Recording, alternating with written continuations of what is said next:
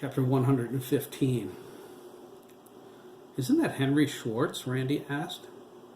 He pointed at the young man on the McKee's doorstep as they pulled into the driveway. He wasn't there a minute ago when they passed, so Matt could go home and change his clothes. Randy didn't see him walking down Points of Light Road either. He wondered if someone had dropped him off. Chris eyed him curiously. What's Henry doing here? The other boys looked at him concerned. Each felt the weight of their actions the night before. Thomas's death brought everything into a hazy focus. Regret stabbed through their hearts.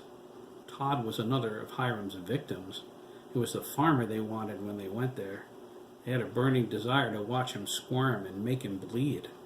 The rage they felt, so unlike Matt or even Max, seemed alien now. Not knowing where it came from scared the crap out of them. Chris decided Henry must be here to pay his respects. He said as much. Linda nodded. The Schwartz family were their neighbors for years. She didn't give it much thought beyond that. She was distracted. Linda was an intensely focused individual. It caused her to come across as conceited all too often, but this was something different. She didn't know why she felt uneasy about Matt being here tonight instead of at home. No danced on the tip of her tongue. She bit down on it as Matt kissed her on the cheek and the boys climbed out. Henry uncharacteristically threw his arms around Chris when he got to the front porch. Max and Derek waved to the gardeners as they drove away. Derek noticed Linda's worried stare, but he didn't say anything. Everyone knew she was paranoid. Chris thanked Henry in a whisper and told his friends to wait while he disarmed the security system. Henry thought about Mike and the drawn look of concern on his face when he returned from the hospital. He was wrestling something and weighing his options carefully. He called Henry into the office. He was taking him to the McKee's house so Henry could bring Chris and the others to the meeting. Henry saw in his eyes that disturbing Chris today was the last thing he wanted to do. When he questioned Mike about it, Mike told him the real tragedy would be if Hiram got away. After what they did to Todd last night, time was short. He refused to let any more children get hurt. He hoped Chris would understand that. So did Henry. Mike dropped him off seconds after the gardeners passed by the first time. Chris disarmed the alarm. The boys filed into the living room.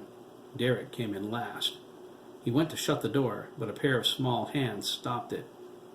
"Wait!" Teddy cried, squeezing past. He stood in the hall, panting.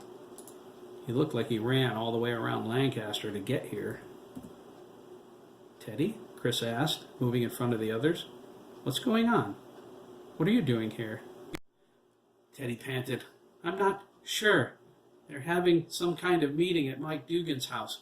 I'm supposed to go with you." "With us?" Max asked. "Well, we're not going anywhere." "Oh, God," Henry said. "I think we'd better slow down, okay? I've got a few things to tell you." "Look," Chris said, "I don't know what's going on, but I have to make a phone call." "To Mike Dougan?" Henry asked. Chris snapped. "Okay, how do you know that?" "Hey, calm down, Chris," Henry replied.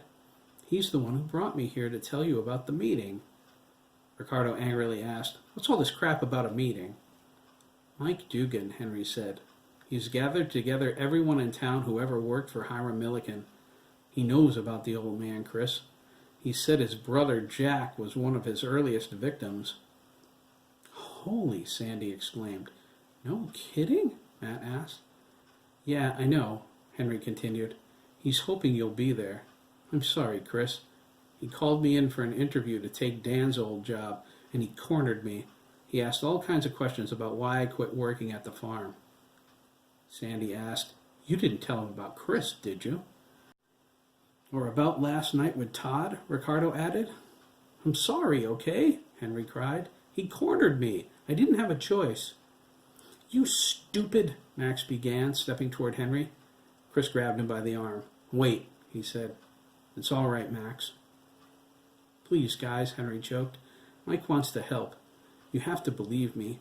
He said Todd might even warn Hiram now. He might get away." "I believe you, Henry," Teddy said.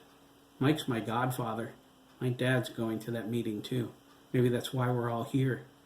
He turned to the rest of the guys and asked, "What do you say? I'm ready." "Teddy, man," Ricardo said, "what about your father?" Teddy shrugged. He couldn't remember why he didn't tell his father what Hiram did to him in the first place. He said, "If he's there, he's going to find out anyway." "It's settled," Chris said. He didn't want to go, but he knew he had to. "We're going." "Yeah," Sandy cried. "Let's burn that scumbag." The boys followed Teddy out of the house. Chris reset the alarm, but paused by the front door. There was a family portrait hanging next to the jamb. He reached out, touched his father's image, and choked back a sob. "God, I need you, Dad." He stepped outside and locked the door.